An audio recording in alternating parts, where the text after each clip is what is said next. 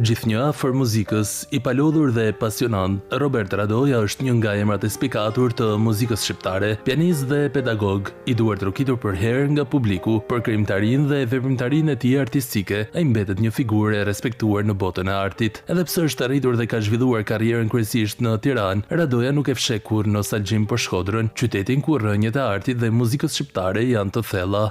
Unë vi me një tjetër kur vi në Shkodër. Këtu kam kalu fëminin edhe ëndrat e mia. Këtu kam fillu me gjithë ata kompozitorët e rëndësishëm, që nga Prankja Kova, Leonard Deda, e shumë të tjerë.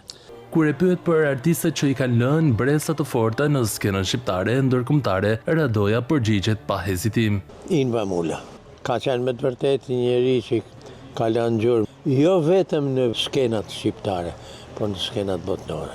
Pastaj ka plot emra. Është ajo që ka pushtu gjithë skenat e botës, është Ermonela Jaho.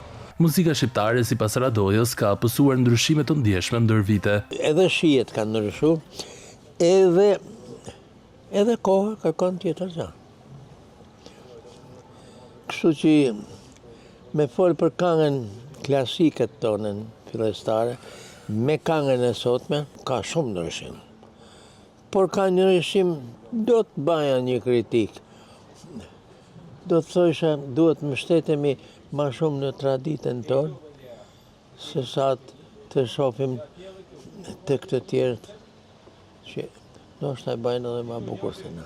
Me një karrierë të gjatë kombëtare e ndërkombëtare, Robert Radoja mbetet një nga përfaqësuesit më dinjitos të muzikës në Shqipëri. Mësime e tij, jo vetëm si muzikant, por edhe si njeri që e do dhe e kupton artin, janë një thesar për brezat e rinj.